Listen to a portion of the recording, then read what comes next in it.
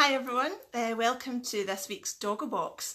My name is Tammie and I'm the Chief Desk at Canines.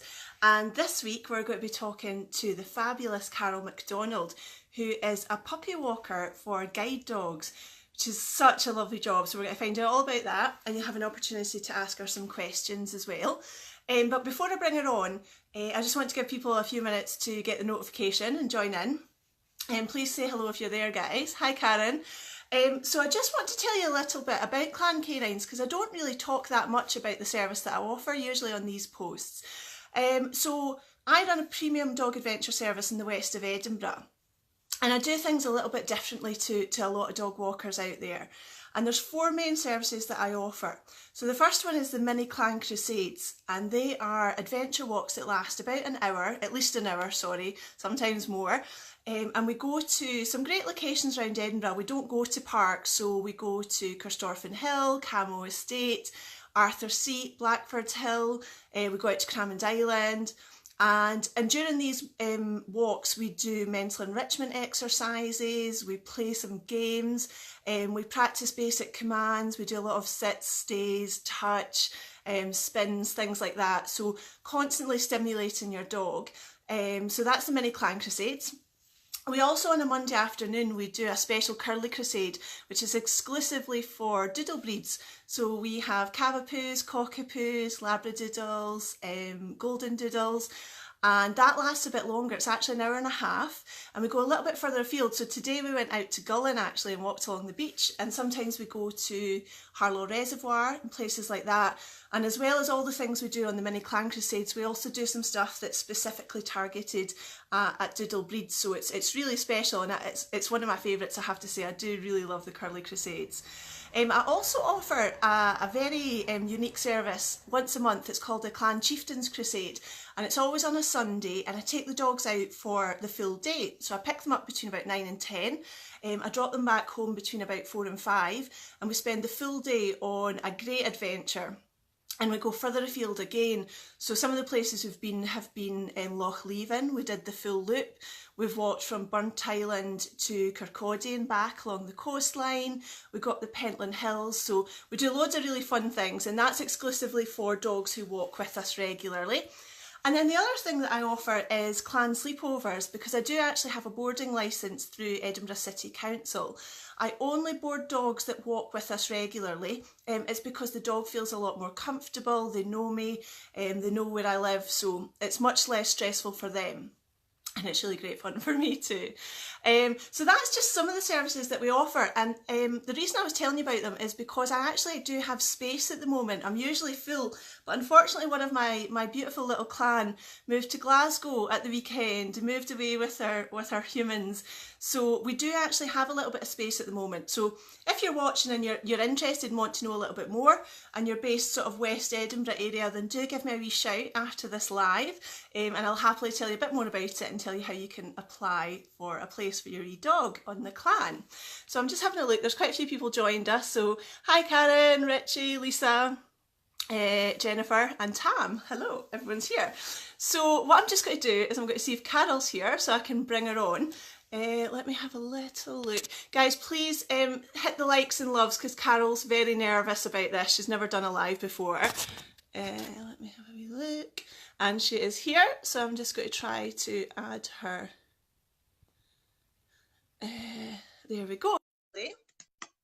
Carol's going to appear on the screen.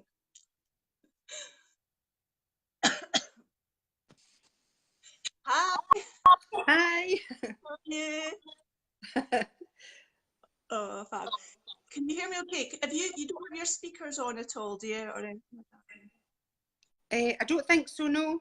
That's cool. I just didn't know if there was a wee bit of feedback there, but that sounds good. Right. Perfect. Richie's saying, go Carol. Do you want to just start by introducing yourself, I guess, and telling people a little bit about what you do? Yes, I'm Carol McDonald. I'm a puppy walker for guide dogs. I also have a dog walking business as well, which I do kind of part-time. And how long have you been a puppy walker then for the guide dogs? I've been a puppy walker for about 8 years now. Uh-huh. And what made you get into it? What sort of made you want to do it? Well, we had to have my great aunt come to live with us when I was quite young, because she was going blind just through old age. Mhm. So she came to live with us, and it was pretty miserable for her because she couldn't get out. She wasn't confident to use her cane, and she Uh-huh. couldn't really get out. But one day a friend came to see her, and she had a guide dog, and this friend went all over the place on the bus and things. And I just thought, oh, that's really good. And then I found out that, there was puppy walkers and things. It was Uh-huh. a lot different back in these days, but, and I thought, oh, that would be a good thing to do. And I've kind of always wanted to do it, but, just things haven't been maybe right earlier for me to do it, having kids and things and working full time. So once I wasn't so involved in all that, I was able then to become a puppy walker. Uh-huh. And what is, for people that don't know, what is a puppy walker? Like what's all involved in it? Uh-huh. Well, we get a little tiny bundle, a little dog at 7 weeks old, and we have the dog for a year or a bit more than a year. So we have to do all the things that we do with them. So obviously we toilet train them. Um, we do training with them. We have our own class specifically for guide dog and guide dog puppies, Uh-huh. because the training's slightly different to how you would train a normal dog. Just there's lots of things that you can't do. We're not allowed to use balls. The puppies are not allowed to eat food off the floor. You can't throw treats like you would with a pet dog. So there's a lot more kind of rules and things. The dogs are not allowed on furniture, beds and sofas and things. So it's just a wee bit different. And it's a lot more like street walking rather than just taking them to the park and letting them run about. They do go to the park. They do get free runs, and that's really important for them too, because they are puppies, so they have to play and things just like any other normal dog, but maybe just not as much. Uh-huh. Oh, fantastic. And are they allowed to interact with, you see like sometimes like don't disturb me when I'm training and stuff. Are people, so do you have to stop them interacting with people when you're out, or? I usually don't mind if people come up and they ask if they can speak to the dog. It really depends on the dog. Most of the dogs I have are German Shepherds, so they're not really interested whether other people speak to them or not, because they kind of just look to me, they're not that bothered. Uh-huh. So it really doesn't bother me if people want to speak to them. But if I had a dog that was really people distracted and things, you would have to say, oh, I'm sorry, they're training at the moment, I can't do it. But I do have to remember as well that Guide Dogs is a completely voluntary organisation, and we don't get any support from the government. So we rely on people's donations completely. So you have to be nice to the public because they're the ones that, supply the money. So, Yeah. yeah, quite nice to them. It's such a shame. I can't believe the government don't.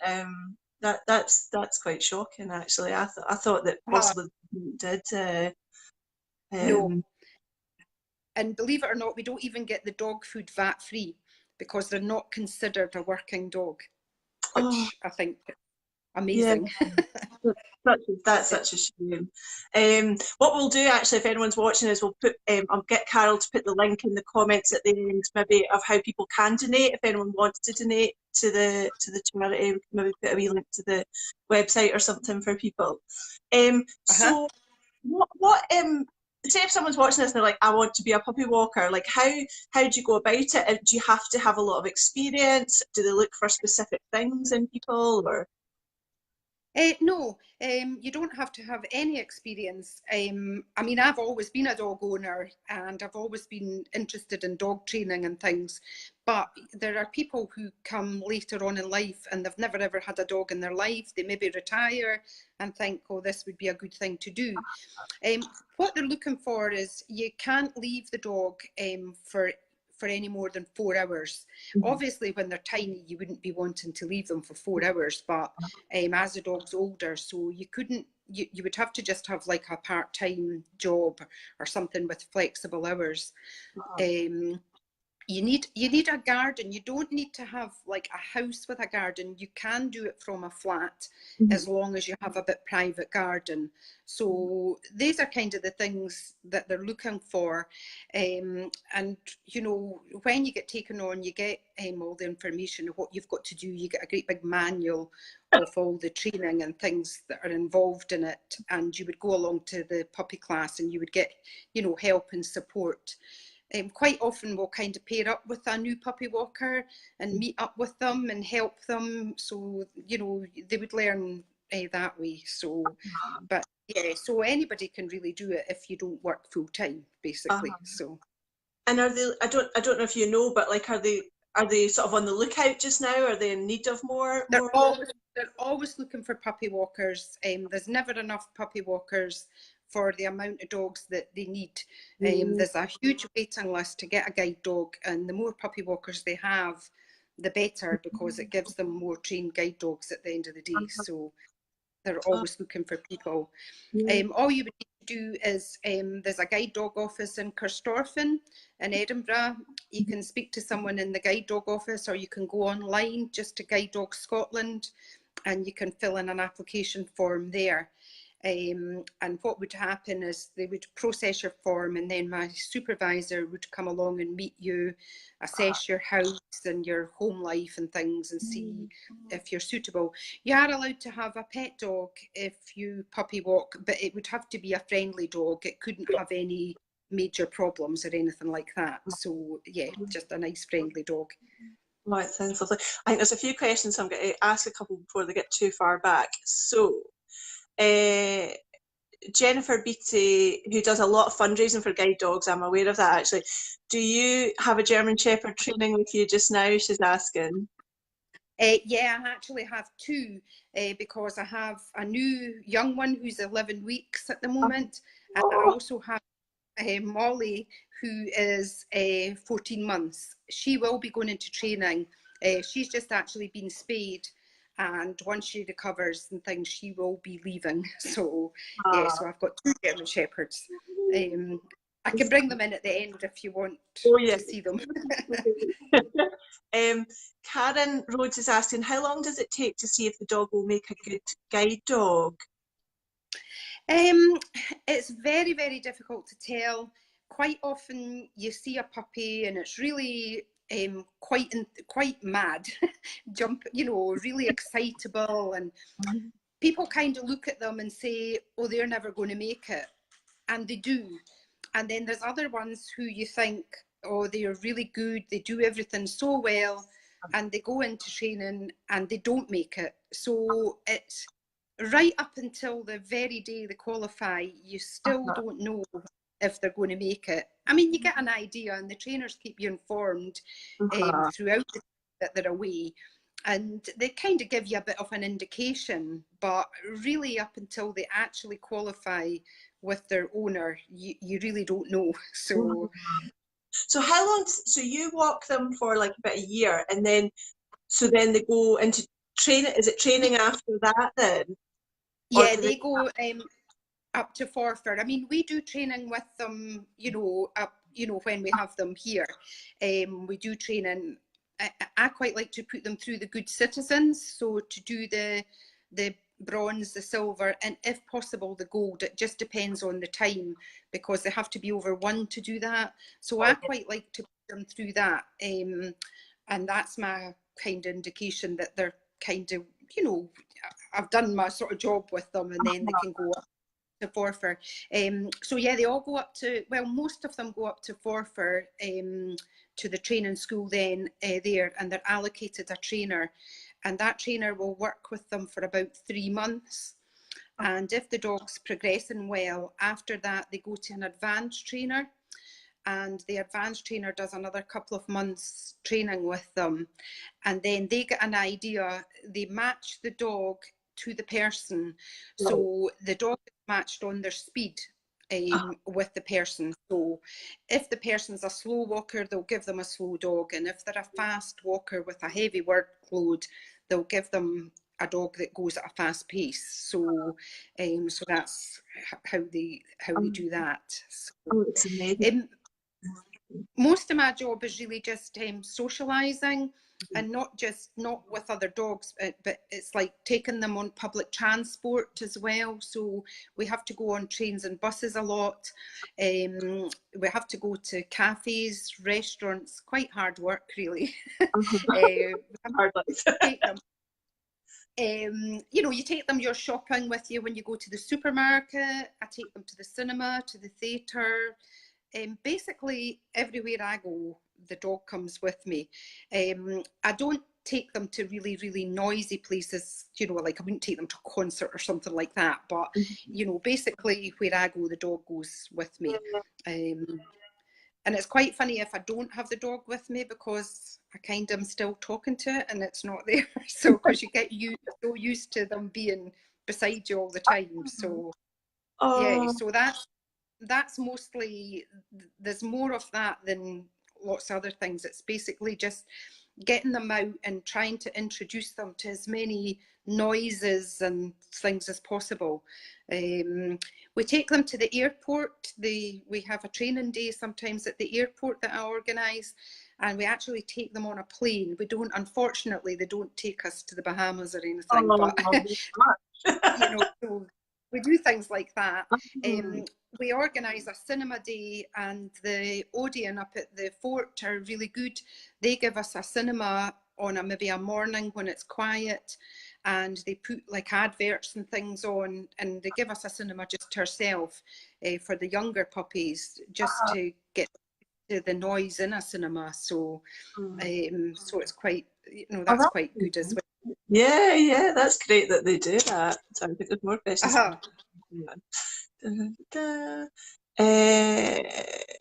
Okay, Jennifer's asking, I know there's a shortage of puppies and puppy walkers. Where do you go to find out more online? Is it just the Guide Dog? Guide Dog Scotland, we actually have plenty of puppies that are puppy. You wouldn't wait long on a puppy. It depends on what area you're in. Some parts of the country, the waits may be a bit longer because the supervisors are maybe a bit more stretched. But I know in Edinburgh, Glasgow, probably a lot of Scotland, they have space for puppy walkers. So you could just go online and fill in the application, and I'm sure you'd get a puppy fairly quickly. Oh, what have we got here? So do you, as the puppy walker, get to meet who they'll be working for once qualified? Do you ever get to see that final stage? That's up to the person themselves.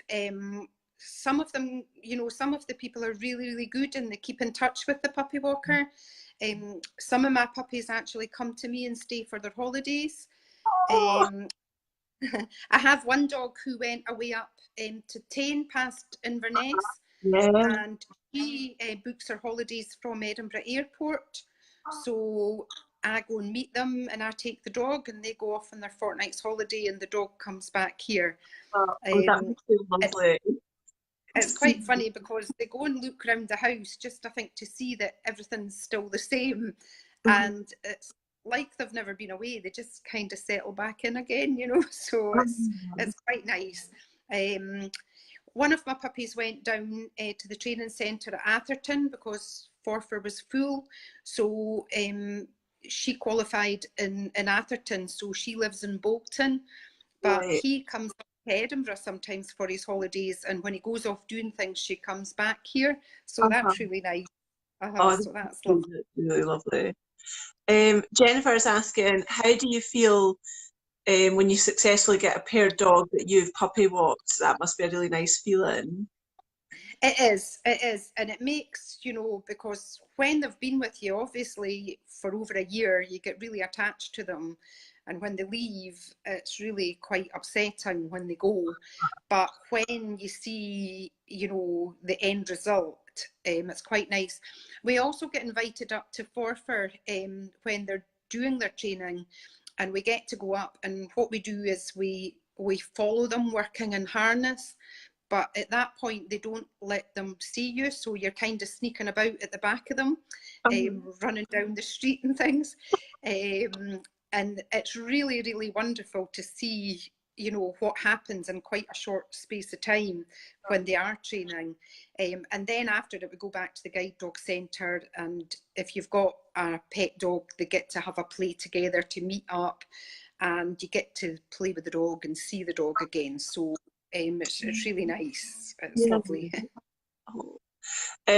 Yeah, and Eleanor's asking the question, which was my next question. How do you give them away at the end of the year? I think it would break my heart. It would be so difficult. I have to be honest, to me, it feels like you're counting down. So you know they're maybe going away in 2 weeks' time, and you're counting down, well, this is the last training class I'll be going to. This is the last, you know, going to something you go to regular. This is the last this. And you meet up with people that you know that the dog's fond of, and this is the last time I'll be doing that. It's all like a couple of weeks it lasts. Oh, no. And it's quite awful, and it's really upsetting when they go away. I quite like to have a crossover, so like I've got the little one now, as well as the older one, and it makes it a little bit easier when the older one leaves, because by the time Molly goes into training, the puppy will be ready to do a lot more. So you're kind of ready to go with them. So it does make it a little bit easier, but you forget, you know, when you have times where you're looking for them, and then you think, oh, it's horrible. It isn't. It's not nice. I honestly can't imagine it, because I'm so bad. Just even like, so last week, I was saying before you came on, one of my little clans moved away to Glasgow at the weekend. She's gone, and I was like, and I always am, like when I've had a couple whose owners have moved like completely out of Edinburgh, and I'm an absolute mess, and I'm only maybe walking them 3 or 4 times a week. But I suppose, and you're doing something so worthwhile though, isn't it? So I guess that must make it easier when you know that they're going to make a difference, I guess, to someone's life. I try and tell myself, right, when I get a new puppy, I'm not going to get so attached to this one because it was horrible when the last one left. But how can you? You can't help it, because you have them so much that you can't not get upset when they leave. So, but you do, I mean, you know from the start, they're not your dogs, they're going to go. So you kind of just have to, and I mean, well, this is my 10th puppy now, and it doesn't get easier. I think it gets, you know, you think through time you would get more used to it, but I don't think so. Maybe the first time you don't know what's all involved, so you maybe don't know so much, and it's maybe a wee bit easier, but I think when it goes on, I don't find it easy. So. I think I don't think I would be a mess. I don't think I could do it. So absolute credit to you. I'd love to train them. I just don't think I could give them away at the end of the year. What if one doesn't actually pass the training? You know, after they've left you, what happens? Do they ever come back to the puppy walkers? Or? Yes, I have one. I have one. I had a German Shepherd, and she was one who everybody thought would go into training and sail through training because she was really good, she was really well behaved. But I don't know, just she went away at 1, so she was quite young when she left. And she did her training really well, but then she developed a chase drive. And she basically wanted to just chase cats at night time. She was smelling foxes, and she's quite a big German Shepherd for a girl. She's quite big and she's quite strong, so she would have basically just taken the blind person through the nearest hedge and ran after a cat, so she had to be withdrawn. So she came home, so she's home. So they do have a waiting list. It's a good way for people to get a dog if they don't want a puppy. Guide dogs have a waiting list that if you you can put your name down on a waiting list and you can get a withdrawn guide dog. You Uh-huh. will still get a really well-trained dog. Yeah. So it's a nice way to get a dog. You can also, for elderly people, you can also get a retired guide dog. So if the owner is not able to keep the dog, if they're working full time or something, then it's another way of getting, you know, you can get an elderly dog if you feel you're not up to a young dog. So that's quite nice too. Yeah, that's really nice. I didn't know. I suppose that does make sense to retire. How old do they normally work to the guide dogs? It's just an individual thing, and it depends on. Usually, the dogs that works in likes of London, they don't work so long because it's more stressful and busy. So, they maybe retire a wee bit younger, but probably they retire around 10, 11 or something like that. It just depends on the dog. It's just an individual thing. Yeah. Usually, the dog starts to slow down, and it's not. Sometimes they just think, oh, I've had enough of doing this, I don't want to do it anymore, and you know, so then to retire. So yeah, and guide dogs won't force them to do anything if the dog doesn't want to do it. And the same with their training, if the dog's not enjoying it and they don't want to do it, they won't force them, you know, that's it, it's just game over. So yeah, they won't do it. So Has anyone else got any other questions for Carol? I'm just checking I haven't missed any. I think I got them all. Hi, everybody that said hello as we've been chatting as well. There's been lots of hellos. I think we've got all the questions answered. Yeah, Carol, if anyone else has got one, ping them up and we'll put into the comments. So we'll put the link to the Guide Dog website, and I guess people could go through the Guide Dog website to donate as well if they wanted to donate to the charity. Yes, just on Guide Dog Scotland. Yeah, perfect. And guys, thank you very much for watching and for all the likes and loves for Carol. It's been really interesting. I found it absolutely fascinating. I've never, I know people that have sort of worked with guide dogs, but I've never sort of had any contact with it really. So it's really, really interesting. So questions, sorry. Oh, two very good points. Willie is asking, does Carol do dog boarding? Oh, is that like not guide dog? Is that like as in her business, I presume? Do you do boarding? I can only really do boarding really just for friends and things and dogs that I know really well. I do guide dog boarding as well. Yeah. And yes, most importantly, can we see the puppies? I almost forgot about that. Yeah, I'll get two of them in. Molly. Molly.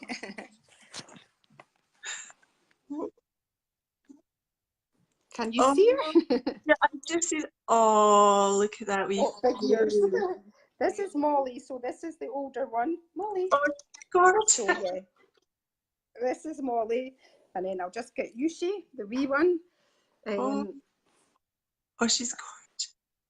Can you see her? Oh, she is so beautiful. Oh, all the loves are pinging across the screen now. Yushi, oh, she's beautiful.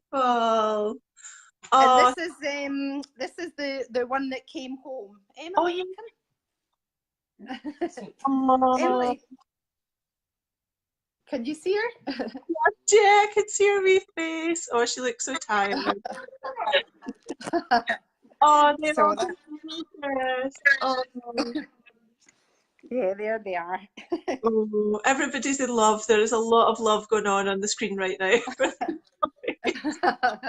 Oh, look, I just can't get over her. She's gorgeous. I think everybody wants your puppies. Oh, thank you so much, Carol. I really appreciate you coming on. And I know you were nervous. You were absolutely amazing, as everyone's saying. So thank you so much. And I think everybody found it really informative. So thank you so much. And I will see you. Thank you. Cheers, guys. Thanks, everyone. Bye. Bye.